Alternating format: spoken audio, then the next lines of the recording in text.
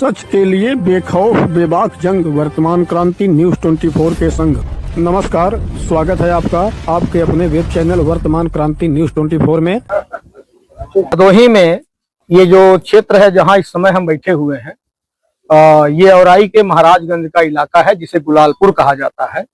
और हमारे साथ परम पूज्य संत बैठे हुए हैं, रतन जी वशिष्ठ जी महाराज हैं ये। और हमको जानकारी मिली, हमारे एक पत्रकार मित्र हैं विपिन मिश्रा जी, उन्होंने हमें फोन किया और उन्होंने कहा कि एक शिव कथा का आयोजन होने जा रहा है गुलालपुर में। तो महाराज जी से मिलने हम आए हैं और बात की शुरुआत करेंगे। सबसे पहले तो महाराज जी आपका स्वागत है हमारे चैनल में वर्तमान क्रांति न्यूज 24 में। जी धन्यवाद। महाराज जी, अभी यहाँ शिव कथा होने जा रहा है, तो पहला सवाल तो यही है कि कब से होगा और कब तक होगा ये?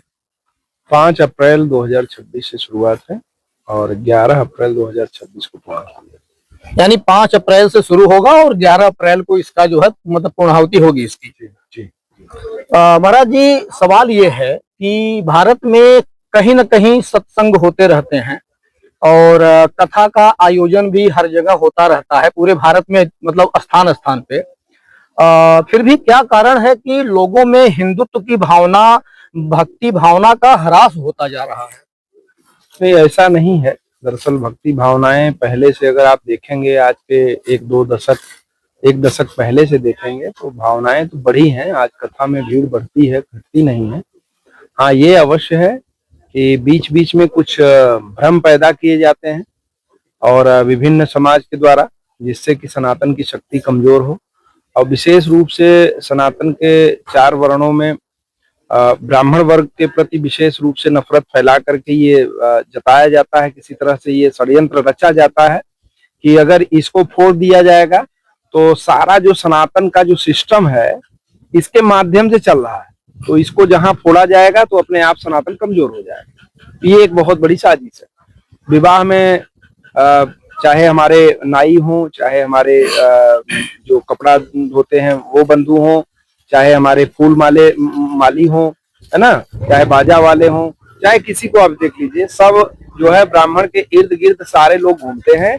सबको ब्राह्मण जो है तो उनका हक दिलवा करके फिर अपना हक लेता है। अभी आप मतलब प्रेस वार्ता के दौरान आपने एक बात कही थी कि कुछ ऐसे भी संत समाज के लोग हैं जो अपनी आजीविका चलाने के लिए कथा का आयोजन करते हैं, क्या है ये? नहीं, हमने आयोजन के लिए नहीं कहा। हमने कहा कि कुछ लोग ऐसे हैं जो कि केवल अपने आजीविका पर ही ध्यान दे रहे हैं और हमारे सनातन समाज के लिए प्रखर होकर के काम नहीं कर पा रहे हैं। उनसे निवेदन ये है कि आपकी आजीविका तो अपने आप चलेगी, अगर सनातन के व्यवस्था को चलाते हैं तो आपको भोजन की, प्रसाद की कमी नहीं होगी।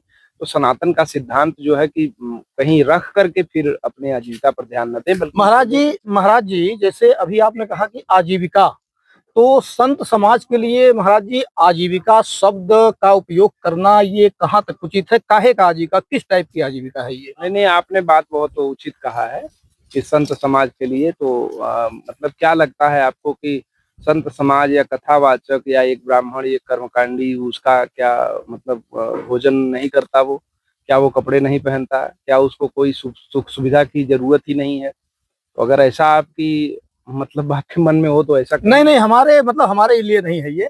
जैसे आजीविका शब्द ये मतलब प्रायः जो है गृहस्थ लोगों के लिए होता है ये। मैं बताता हूँ। संत जो है, संत से क्या मतलब है आपका? क्या संत सन्यासी को ही संत कहते हैं? ध्यान से देखिए, संत तो आप भी हैं। आपने अपना काम छोड़ करके, अपना धाम छोड़ करके, अपनी व्यवस्थाओं को छोड़ करके अगर आप बिना किसी 1 रुपया लिए इस कथा का प्रचार कर रहे हैं तो आपसे बड़ा संत कौन है? जो भगवान के नाम का प्रचार कर सके। नारद ददात ते नारद, नारद से बड़ा पत्रकार कौन था? नारद कौन है? जो बिना स्वार्थ के समाज के लिए जो है कि भगवान नाम का प्रचार करे, वही नारद है, वही पत्रकार है।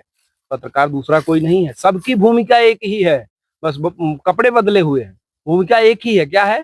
भगवत धर्म का प्रचार करना। यही सनातन का सिद्धांत है। उसमें कोई कौन संत, कौन सन्यासी, कौन गृहस्थ? वशिष्ठ जी गृहस्थ थे, भगवान राम के गुरु थे।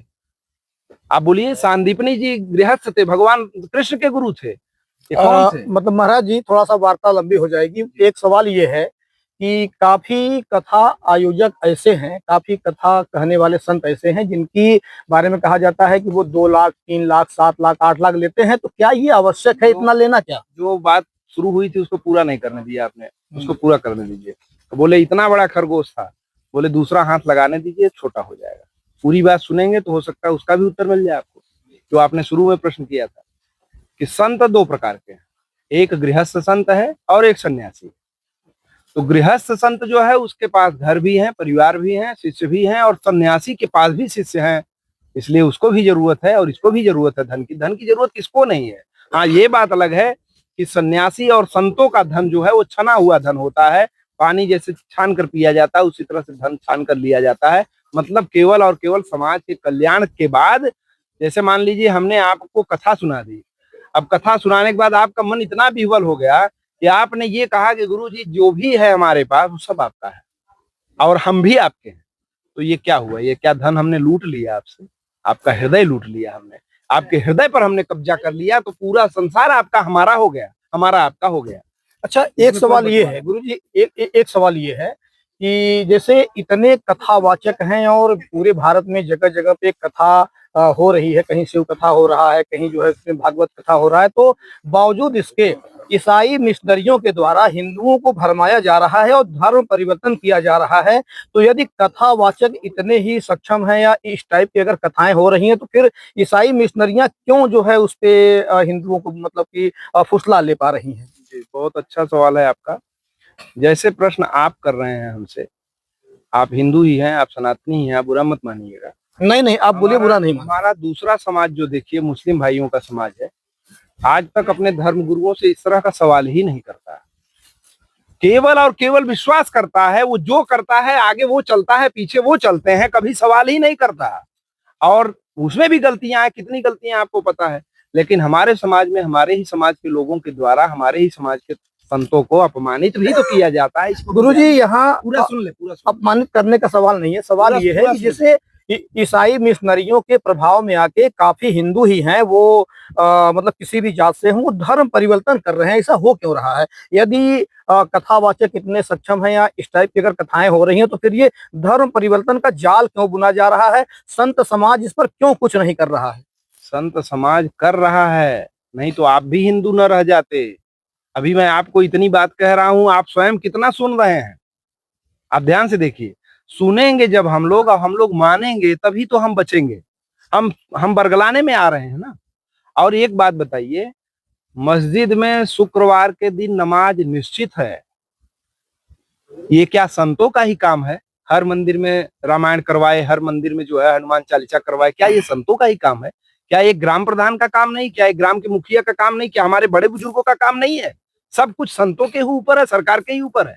आप बताइए, क्या वहां पे हर मौलवी जो है कि जा जाकर के घर पे बोलता है चल के नमाज पढ़ो? कोई नहीं बोलता, और सारे लोग जाकर के अपने 5 समय का नमाज या 3 समय का नमाज अदा करते हैं। तो क्यों नहीं, पूरा सुना सुन ले, तो क्यों नहीं हम लोग ऐसी पॉलिसी अपनाते? क्यों नहीं हम लोग ऐसा सोचते कि हर मंगलवार को हर मंदिर में, जितने भी गांव के मंदिर हैं, उसमें कम से कम हनुमान चालीसा का पाठ निश्चित हो जाए, हर रविवार को कम से कम निश्चित हो जाए, सुंदरकांड का पाठ निश्चित हो जाए। जब लोग जुटेंगे, जब लोग एक स्थान पर आएंगे, तब तो ये सनातन की बात होगी, तब तो हमारी मजबूती होगी। अभी तो हम मोबाइल देखने में लगे हुए हैं, हमको फुर्सत ही नहीं है। तो इसमें किसकी मतलब कमी मानते हैं आप? इसमें कमी दोनों की ही है, दोनों का मतलब संत समाज और हिंदू समाज। सरकार का भी कमी है। आप पूछिए कैसे? कैसे है? इतना मदरसा खोला जा रहा है, गुरुकुल कितना खोला जा रहा है, मैं आपसे पूछता हूँ, बताइए। और हमारे लोग कितने डिमांड कर रहे हैं गुरुकुलों की? जैसे मुस्लिम समाज मदरसों की मांग करता है, कितने लोग हमारे हैं जो कि गुरुकुलों की मांग कर रहे हैं? आप बताइए। हम तो हमेशा शुरू से लड़ रहे हैं गुरुकुल के लिए, और 20-25 गुरुकुल खुलवा चुके हैं, मार्गदर्शन भी कर चुके हैं, और अभी भी गुरुकुल खोलने की तैयारी हो रही है। कितने लोग हैं जो गुरुकुल की मांग करते हैं? हम तो जगह जगह देख रहे हैं वृद्धाश्रम की मांग हो रही है, ट्रस्ट बनाओ, पैसा कमाओ। बुरा मत मानिएगा, नहीं नहीं, आप सत्य है समाज का कि एक वृद्धाश्रम के बहाने, अनाथाश्रम के बहाने लोग अपना केवल पैसा कमाने के लिए ये व्यवस्थाएं कर रहे हैं। हम तो चुनौती देते हैं उन लोगों को, बागेश्वर धाम को भी चुनौती देते हैं कि भैया तुम गुरुकुल क्यों नहीं खुलवाते हो चारों तरफ? अगर तुमको हिंदू राष्ट्र बनाना है, सनातन एकता करना है, तो गुरुकुल की बात क्यों नहीं करते हो इतना तेजी से? करते हैं वो। हमने संदेश भिजवाया था कि आप गुरुकुल की बात क्यों नहीं कर रहे हैं, और हम कह रहे हैं कि अगर सारे संत गुरुकुल की बात कर दें और चारों तरफ हमारे गुरुकुल होना शुरू हो जाए तो आपके पास एक प्रश्न नहीं बचेगा भाई साहब। गुरु जी का मतलब जो बात आप लोग सुन रहे हैं, हमारे दर्शक बात सुन रहे हैं, वो इनका कहना है गुरु जी का कि यदि हर गांव में, हर स्थान पे यदि सरकार गुरुकुल की तरफ ध्यान दे तो यकीनन हिंदू समाज में एकता भी आएगी। हिंदू राष्ट्र की जो भावना, जो संत कह रहे हैं, जो सरकार कह रही है, उसमें कहीं ना कहीं मजबूती आएगी। अच्छा गुरु जी, जैसे कि आसाराम जी बापू, एक सवाल उन पर आपसे, क्योंकि आप भी संत हैं और वो भी संत हैं, तो आसाराम जी बापू के ऊपर बहुत से आरोप लगाए गए और अभी भी उनके ऊपर आरोप लगाया जा रहा है। हिंदू समाज ही उनके ऊपर कई कुछ टिप्पणियां कर रहा है, क्या कहेंगे आप इस पर? मैं कह रहा हूं कि देखिए, मैं आसाराम बापू का ना समर्थक हूं ना विरोधी हूं। मैं बिल्कुल इक्वल होकर के बात कर रहा हूं कि आसाराम बापू जितना काम किए हैं हिंदू समाज के लिए, सनातन समाज के लिए और क्रिश्चियनिटी को रोकने के लिए, एक संत का नाम बता दीजिए जो इतना काम कर चुका हो। अच्छा, मतलब इतने दावे से आप कह रहे मैं हैं? कह रहा हूँ, आप रिपोर्ट निकलवाइए और बता दीजिए। ये जो है 14 तारीख को, 14 फरवरी को वैलेंटाइन डे से तुलसी पूजन दिवस, माता पिता पूजन दिवस किसने शुरू करवाया? तो फिर सरकार ध्यान क्यों नहीं दे रही है उस पर? हाँ, सरकार तो यूजीसी भी ला दी है। सरकार को क्या कहेंगे? आप ध्यान दीजिए सरकार ने क्या क्या नहीं किया है। अभी आप हम कह रहे हैं कि सुनिए, ब्राह्मण जो है, क्षत्रिय, वैश्य, शूद्र, 4 बच्चे हैं ना, हम लोग अगर एक हो करके रहना चाहते हैं, सरकार को कैसी हैसियत है कि ये बांटना चाहती है? क्यों बांटना चाहती है? वोट बैंक की राजनीति इतनी गिरी हुई है कि क्या सरकार को इतना समझ में नहीं आता कि हमारे परिवार क्या और कहते क्या है? हाँ, पूरा भारत, पूरा सनातनी समाज, पूरे सब सारे लोग हमारे अपने, हमारे परिवार के लोग हैं। और मुखिया का काम बांटना नहीं है, मुखिया का काम जोड़ना है। क्यों बांट रहे हो भाई? तो योगी जी तो हमेशा ये नारा देते हैं कि बटोगे तो कटोगे, और आप जो है आरोप लगा रहे हैं उनके ऊपर। हम आरोप कहाँ लगा रहे हैं? आप ही लोग तो पूछ रहे थे अभी कि यूजीसी में बांट क्यों रहे हैं। हम कहाँ कह रहे हैं? आप ही लोग तो पूछ रहे थे। क्यों पूछ रहे थे आप लोग? यूजीसी में बांटा जा रहा है, आप ही लोग तो कह रहे हो। पत्रकार ही तो सवाल हमसे पूछ रहे हैं कि गुरुजी बताइए, ये यूजीसी एक्ट से मतलब समाज को नुकसान हो रहा है, क्यों हो रहा है? आप लोग पूछना बंद कर दीजिए, हम बोलना बंद कर दें।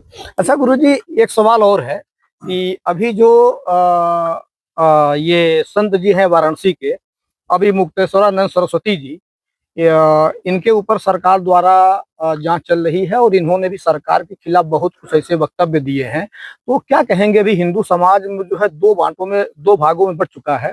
एक भाग जो है संत जी के साथ में है और दूसरा भाग जो है सरकार के साथ में है। तो क्या कहेंगे इस मुद्दे पर आप? देखिए, मैं इस मुद्दे पर कुछ बोलना नहीं चाहूंगा क्योंकि वो हमारे आदरणीय है, श्रद्धेय हैं। शंकराचार्य पद को हम नमन करते हैं, प्रणाम करते हैं और वो श्रेष्ठ है हमारे लिए। हाँ, लेकिन इतना निश्चित है कि एक बच्चा भी बोल सकता है अगर अभिभावक अपना अगर कुछ गड़बड़ जाए तो कहीं कहीं बीच बीच में उन्होंने कुछ ऐसी बातें जरूर कही हैं जो कि बहुत सारे लोगों को बुरा लगा है। लेकिन इस बार के जो मैटर में मैं स्वयं जो है कि मैंने देखा है, जिस चीज को मैंने जो समझा है प्रयागराज वाले मैटर में, पूर्ण रूप से मैं उनका ही समर्थन करूंगा। क्योंकि सरकार एक संत को कैसे बात करनी है, कैसे बोलना है, जब आप शंकराचार्य के पद की गरिमा को नहीं समझ रहे हैं और स्टिकर लगा रहे हैं कि आप शंकराचार्य हो कि नहीं हो ये सिद्ध करो, तो उसके पहले भी वो गए थे। मगर गुरुजी सुनिए, उसके पहले देखिए सरकार ने जो कुछ भी कहा है शंकराचार्य जी को, उन्होंने शंकराचार्य जी के वक्तव्य के बाद ये कहा है, जो उन्होंने कहा कि मतलब मुगल हैं या औरंगजेब के, औरंगजेब से उन्होंने मतलब तुलना कर दी योगी जी की। इसके बाद उनका जो है इस टाइप का वक्तव्य आया है मेरे हिसाब से। नहीं, मैं ये नहीं कह रहा हूँ। इसके पहले जो मारपीट हुई थी और जो नोटिस लगा था, है ना, ये जो सारी चीजें हुई थी, तो शंकराचार्य को जब नोटिस देना ही था आपको, तो मैं ये कह रहा हूँ कि कुंभ में क्यों नहीं दिया आपने? मैं ये पूछ रहा हूँ, कुंभ में क्यों नहीं दिया? अच्छा, माने सवाल है सरकार का। हाँ, भाई कुंभ में क्यों नहीं दिया, बाद में क्यों दिया आपने? इसका मतलब आप बदला लोगे संतों से, आप बदला लोगे। आप प्रणाम करो ना, संत हैं, शंकराचार्य हैं, तो प्रणाम करो, बदला क्यों ले रहे हो? अच्छा, मतलब जिस तरह से उनका वक्तव्य आता है शंकराचार्य जी का, क्या आपको लगता है कि एक संत की वो भाषा हो सकती है? देखिए, हमारे संत परंपरा में दुर्वासा भी थे, विश्वामित्र भी थे, वशिष्ठ भी थे। ऐसा जरूरी नहीं है कि सारे संत बिल्कुल मक्खन की तरह ही बात करेंगे। हमारी बात आपको चुभ सकती है, चुभ जाए तो हम क्या करें? इसका मतलब झूठ बोलना शुरू कर दें? झूठ नहीं बोलेंगे। वो बहुत सारी बातें सच बोल देते हैं, लोगों को बुरा लग जाती है। बोलने का थोड़ा तरीका उनका दूसरा है, बुरा लग जाता है। इसका मतलब मैं ये नहीं, मैं उनका समर्थन न कर रहा हूँ, न विरोध कर रहा हूँ, सत्य कह रहा हूँ। आप लोग भी जांच लीजिए अंदर से, देखिए हृदय पर हाथ रख करके कि क्या मैं गलत कह रहा हूँ? आप देखिए, पूछिए। अच्छा, अभी वार्ता के दौरान आपने एक बात कही कि गोहत्या पहले भी हो रही थी और आज भी हो रही है, और सरकार गोहत्या पर मतलब निरंकुश, यानी उसको रोकने के लिए मतलब कि जो भी मतलब उठा रही है कदम, वो मतलब उचित नहीं है, मतलब कम कदम उठा रही है, इस टाइप का बयान आपका रहा है अभी। जी, हमको लगता है कि अगर पूरी रूप से कदम सही है और गौहत्या नहीं हो रही है उत्तर प्रदेश में, तो ये गौरक्षक क्या कर रहे हैं? और ये जो बीच-बीच में गायें पकड़ी जा रही हैं, कसाइयों से छुड़ाई जा रही हैं, ये क्या है? ये तो आप सब लोग देख रहे हो, आप लोग भी न्यूज़ निकालते हो। तो ये क्या है? हमको तो ये नहीं समझ में आता कि एक तरफ सरकार मद्यपान की दुकान खोलती है, खुलवाती है, लाइसेंस देती है। दूसरी तरफ प्रचार करती है कि मद्यपान से जो है इतना नुकसान होता है, और दूसरी तरफ जो है कि सुधार गृह भी खोला जाता है कि नशा से कैसे बचाएँ हम आपको। क्या है ये? सरकार स्वयं सोच ले ना। एक तरफ नशा करवा रहे हो, दूसरी तरफ नशा छुड़वा रहे हो। यानी आप सरकार के विरोध में हैं इस नहीं, बात मैं पर। विरोध और मतलब ना सफाई दे रहा हूँ, ना विरोध कर रहा हूँ, ना पक्ष ना विपक्ष। मैं तो समाज के सामने एक बात कह रहा हूँ, समाज भी देखे, सरकार भी सोचे। मैं किसी का विरोध नहीं कर रहा हूँ। सरकार भी अपनी है, सरकार किसी गैर की नहीं है। प्रधानमंत्री अपने हैं, मैं दावे के साथ अपने हैं, और कोई भी बैठेगा तो अपना ही होगा ना। भारत का ही हूँ ना मैं, तो फिर मैं विरोध कर सकता हूँ, नहीं कर सकता हूँ? अपने नहीं नहीं, परिवार में बिल्कुल अपने बिल्कुल मुखिया, आप कर सकते हैं। परिवार में अपने भी मुखिया का विरोध होता है, मुखिया भी विरोध करता है। अच्छा, एक चीज है कि लव जिहाद पे थोड़ा सा मैं आपसे एक राय लेना चाहूंगा, आपके विचार मैं सुनना चाहता हूं, हमारे दर्शक भी सुनना चाहते हैं। लव जिहाद पहले की अपेक्षा इस समय ज्यादा हो रहे हैं, और मतलब जिस टाइप से संत हैं और जिस टाइप से धर्म का प्रचार प्रसार किया जा रहा है, जिस टाइप से सरकार चल रही है, तो लव जिहाद का कारण क्या हो सकता है आपके हिसाब से? दरअसल ये है कि जो हम लोग कहते हैं कि हमारी बिटिया है और नारियों की स्वतंत्रता हो, बच्चियों की स्वतंत्रता हो। देखिए, हम अब समाज में बोलेंगे तो लोगों को बुरा लग जाएगा। मनु महाराज ने कहा, हमारे शास्त्रों ने कहा कि नारियों को पूर्ण रूप से स्वतंत्र नहीं करना चाहिए। अब आप कहेंगे कि ये तो विवादित बयान महाराज जी ने दे दिया, लेकिन ये सत्य है ना? तो पूर्ण रूप से जब स्वतंत्रता आप देंगे, है ना? बिन कैसे है कि जौ स्वतंत्र होई बिगड़हि नारी, है ना? बहुत अधिक स्वतंत्र होने के बाद नारी भी बिगड़ती है। आप ये कह रहे हैं कि स्वतंत्रता बहुत ज्यादा नहीं देनी चाहिए। हाँ, अति स्वतंत्रता वर्जित है। हम्म। वो किसी अनुशासन में रहें या फिर शिक्षा के अनुशासन में रहें। हम कह रहे हैं किसी मनुष्य के अनुशासन में रहे, वो अपने धर्मों का ज्ञान तो कम से कम पढ़ें। हम कह रहे हैं कितने ऐसे लव जिहाद के मैटर हैं, आप उसमें से देखिए, एक भी लड़की को बता दीजिए जिसने अपने धर्म का अच्छे से ज्ञान किया हो, अनुशीलन किया हो, इसके बाद वो लव जिहाद का शिकार हो गई हो। बता दीजिए आप। यानी आपके कहने का मतलब है कि जिन घरों में धर्म शिक्षा नहीं दी जाती है, ज्यादा उन्हीं घरों जी, की लड़कियां लव जिहाद की शिकार होती हैं। ज्यादातर मामले ऐसे पाए जाएंगे। तो क्या इसमें दोष गार्जियन का है, अभिभावक का है? बिल्कुल है। हम कह रहे हैं हमारी बिटिया है, हमारे लोग हैं, गार्जियन का भी है, और समाज में जो नकारात्मकता परोसी जा रही है और मोबाइल के माध्यम से जो चीजें दी, कहाँ-कहाँ रोकेंगे? मोबाइल है, टीवी है, यूट्यूब है, फेसबुक है, इंस्टाग्राम है, दुनिया भर की रीलें हैं, दुनिया भर की ऐसे न्यूज़ हैं, ऐसी चीजें हैं, दुनिया भर की व्यवस्थाएँ, ऐसी जाल बनाया गया है जिसमें कहीं न कहीं से फँस जा रहा है लोग। तो इससे निकालने के लिए हम सभी लोगों को जागरूक होना पड़ेगा। अपने परिवार को ध्यान रखना पड़ेगा, अपने बच्चों पर ध्यान रखना पड़ेगा, और बच्चों को भी ये समझना होगा कि जैसे एक मोबाइल है, मोबाइल को सुरक्षित करने के लिए, महँगा मोबाइल है तो उसके ऊपर स्क्रीन गार्ड भी लगाते हैं, और उसको सुरक्षित करने के लिए कवर भी लगाते हैं। लगाते हैं कि नहीं लगाते हैं? लगाते हैं ना? तो इतना महँगा मोबाइल है, लाख 2 लाख रुपए का, तो फूट ना जाए, वो खराब ना हो जाए, नुकसान ना हो जाए। जब लाख 2 लाख रुपए के मोबाइल पर हम कवर लगा के हम सुरक्षित करना चाहते हैं, तो हमारी अरबों खरबों की बिटिया है, उसका कोई मूल्य नहीं है, वो अमूल्य है, वो हीरा है। उसको सुरक्षित करने के लिए हम क्यों काम नहीं कर रहे? क्यों नहीं काम कर रहे हैं? महाराज जी, कई मुद्दों पर आपसे बातचीत हुई, और आपने संतुष्टिपूर्ण मतलब उत्तर भी दिया, जवाब भी आपका बहुत सही रहा है। और चूंकि वार्ता लंबी हो जाएगी तो हम ये चाहेंगे कि हमारे दर्शकों को हमारे चैनल के माध्यम से, युवाओं को और जो अभिभावक हैं, हिंदू समाज कह लीजिए आप, एक संदेश क्या क्या क्या कहेंगे संदेश? आपके चैनल का नाम वर्तमान क्रांति है। वर्तमान में क्रांति होनी चाहिए और क्रांति की शुरुआत शांति के लिए होनी चाहिए, क्योंकि शांति की कमी है और बिना क्रांति से शांति भी नहीं आएगी। जैसे बिना शक्ति के शांति नहीं आती, उसी तरह से बिना क्रांति के शांति नहीं आएगी। तो क्रांति मचा दीजिए मेरे सनातन वीरों। मैं यही संदेश दूंगा जितने भी आपके दर्शक हैं कि सभी लोग इस शिव कथा में आइए। अभी तो ये केवल ट्रेलर भी आपने नहीं देखा है, कुछ भी बातें आपने नहीं सुनी है, बहुत सारी बातें हैं जो आपको प्रतिदिन 3 घंटे मिलेंगी। तो 7 दिन में 21 घंटे होगा और 21 घंटे मैं आपको चुनौती देता हूं, आपका पूरा जीवन बदल कर रख देगा। बहुत बहुत धन्यवाद महाराज जी। जैसा कि अभी हम बातचीत कर रहे थे महाराज जी से, रतन वशिष्ठ जी महाराज और पहुंचे हुए संत हैं और इस समय भदोही जनपद के महाराजगंज क्षेत्र में गुलालपुर में हमारे साथ ये बैठे हुए हैं। हमने इनकी बातों को सुना और हमें यकीन है कि हमारे दर्शक भी इनकी बातों को सुने होंगे, समझे होंगे। और हम कोशिश करेंगे कि कथा के दौरान एक बार फिर हम इनसे बातचीत करें और अपने दर्शकों को इनके जो विचार हैं उससे हम जानकारी लें और अपने दर्शकों को सामने ले आएं। और इसी खबर के साथ हम आपसे ले रहे हैं विदा। शाहिद सिद्दीकी के साथ वर्तमान क्रांति न्यूज़ 24 के लिए गंगाधर पत्रकार, नमस्कार।